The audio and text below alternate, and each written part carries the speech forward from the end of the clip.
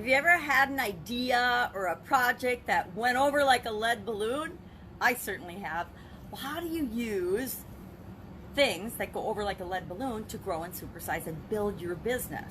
Well, in several ways. Let's talk about where this idiom comes from, how long it's been around, and then how you can use it in your business today. I'm going to put the lead balloon down because it's a little heavy. So a lead balloon, it's kind of an oxymoron, right? If you fill a balloon with air or helium, it floats and it does the things we expect a balloon to do. If you had lead in a balloon or weights in a balloon like you do in this actual 1 pound weight, it's heavy and you can use it for different things, but it's definitely not going to float around in the air. So how and where did this idiom come from? First appeared in a cartoon in an American newspaper in 1924. It didn't really catch on. It didn't really catch on until after World War II and in the 1950s. It caught on and became really popular because people started using it to describe ideas or things or failures, right? It was another way to describe a failure. If you had an idea or if you put forth a project or a product or service that people didn't buy, that they didn't take to, that they didn't like, or that they didn't love, it was considered a failure, and a failure was going over like a lead balloon.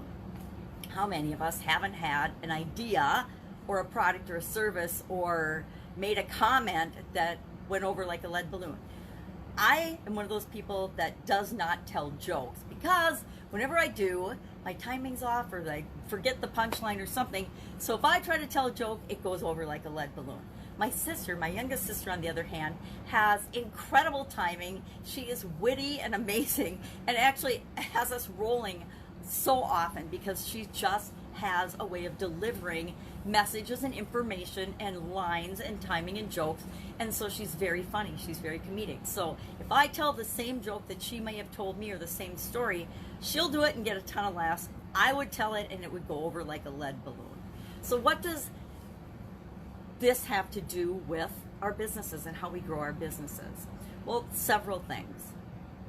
If we want to be like everybody else in our business, if we're just in a Me Too business and we're chugging along, kind of like we do in different periods of our life, where everything seems to be going pretty smoothly, not during the pandemic, of course, but we're just chugging along and everything's fine, we just keep doing the same things over and over again. That's awesome. That's okay for some people, but not for business owners. If we have our own business and we've stepped out of the norm of being an employee and started our own business, we generally want it to grow and support our life and create the life that we want and usually make the world a better place. So doing the same old thing as everybody else does, having the same ideas, being milquetoast. I used to always be afraid of being milquetoast. People would say, "Oh, you're such a milquetoast." I'm like, what even is a milquetoast? But it's kind of the same thing. If we just do what everybody else is doing, we're not going to stand out. And if we don't stand out and if people don't notice it, our businesses will probably shrivel and die. Pandemic or not, we'll struggle.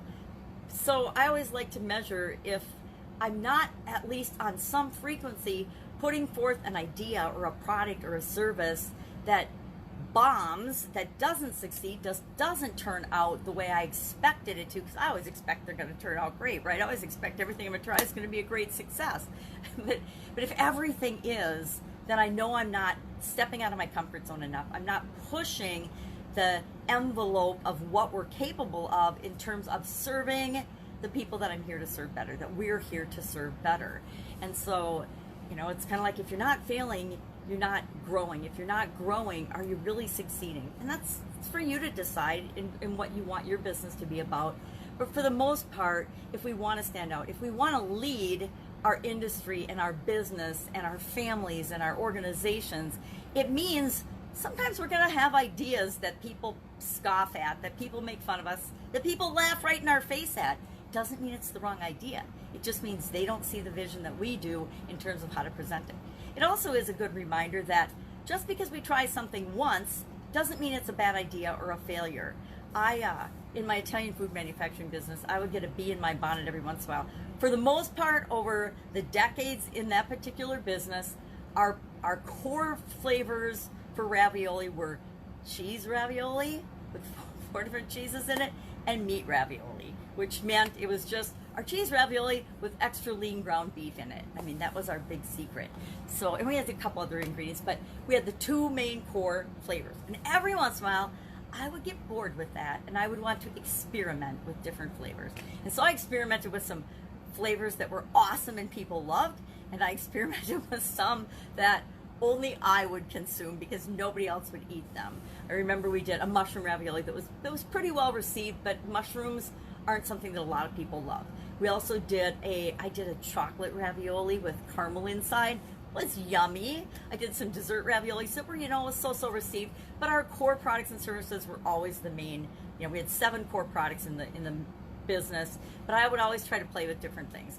And some of them would absolutely bomb. I made deer ravioli, I made venison ravioli, I made goose ravioli, I made duck ravioli, because my family was big hunters and fishermen. I never tried fish ravioli. Seafood, yes.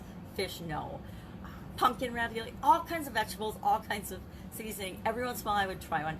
And some of them would absolutely bomb and not sell. Others would sell like gangbusters. And sometimes we'd add temporary products to our product line, but for the most part, our core values. But if I hadn't been trying those different flavors and varieties, I would have never known what else was possible in the business. So I would love to know, have you ever done anything or had an idea or, put forth an effort that just bombed and went over like a lead balloon? Share in the comments below so I know I'm not alone. That's our idiom for today. If you have any questions, or if you have an idiom you'd like to know the origin of and the meaning and how might it apply to your business, hit me up with that in the comments below as well. Otherwise, go out and have an absolutely amazing day, and I'll be with you tomorrow with another interesting idiom. What does it mean? Where does it come from? And how might you use it to grow and supersize your business too?